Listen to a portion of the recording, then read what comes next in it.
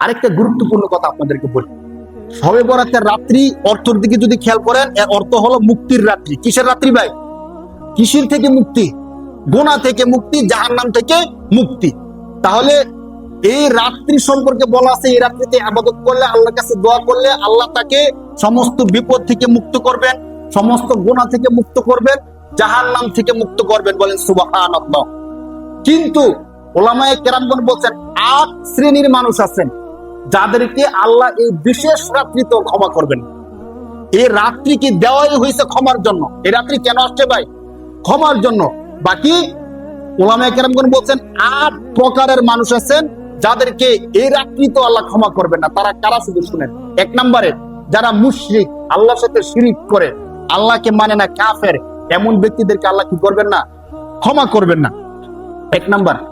২ নম্বরে যারা পিতামাতার অবাধ্য সন্তান। কার অবাধ্য সন্তান ভাই?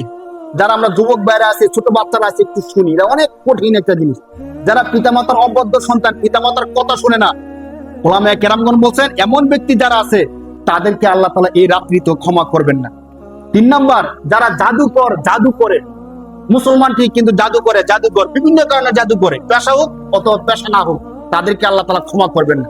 যারা গণক, তাদেরকে আল্লাহ ক্ষমা করবেন না। গণক হাত দেখে বলে যে আপনার ভাগ্য এই, আপনার 2টা বিয়ে লেখা আছে, আপনি এই করবেন, সেই করবেন, আপনার তো কপাল খুবই ভালো, অথবা আপনার কপাল মন্দ, আপনার আত্মীয় আপনার নামে তাবিজ করে রাখছে, এই কথাগুলো যারা বলে তাদেরকে বলা হয় গণক। এই গণকদেরকে আল্লাহ তাআলা এই রাত্রিতে ক্ষমা করবেন না।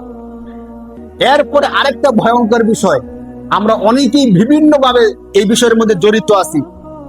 যারা সুদখোর, তাদেরকে এই রাত্রিতেও ক্ষমা করা হবে না।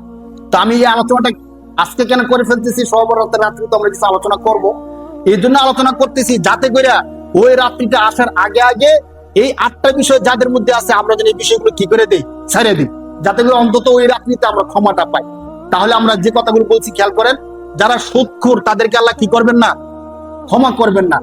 অতএব আমরা যারা কোনো না কোনো ভাবে সুদের সাথে জড়িত আছি, যে কোনো ভাবে, আমরা সবাই যেন নিয়ত করি যে এখন থেকে শবে বরাতের রাত্রিটা আসার আগেই আমি যেন সুদী কারবারগুলো ছেড়ে দিই। যদি না ছাড়েন, ওই গুরুত্বপূর্ণ রাত্রিতেও আল্লাহ তাআলা আপনাকে ক্ষমা করবে না। এরপরে যারা আত্মীয়তার সম্পর্ক ছিন্নকারী, আল্লাহ তাআলা তাদেরকে ক্ষমা করবেন। আত্মীয়তার সম্পর্ক ছিন্নের বিষয়টা তো আমরা ভালো করে জানি, এই বিষয়টা সবাই একটু খেয়াল করবো। সর্বশেষ যারা ব্যভিচার করে, যারা হিংসুক, আল্লাহ তাআলা তাদেরকে ক্ষমা করবেন না।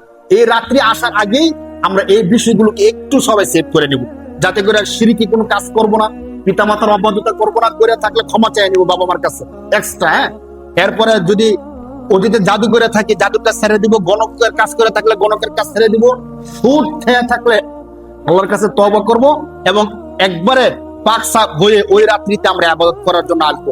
হিংসা বিদ্বেষ থাকলে হিংসা বিদ্বেষ ভুলে যাব। কোন আত্মীয়তার সম্পর্ক ছিন্ন করা থাকলে তার সাথে কেমন সম্পর্কটা জোড়ানো যায় আমরা চেষ্টা করবো। সে যদি কথা না বলে, সম্পর্ক জোড়াইতে না চাইলে তার ভুল হবে, কিন্তু আমি আমার পক্ষ থেকে একটু চেষ্টা করব যাতে করে আমি আল্লাহর কাছে ক্ষমাটা পাইয়া যাই।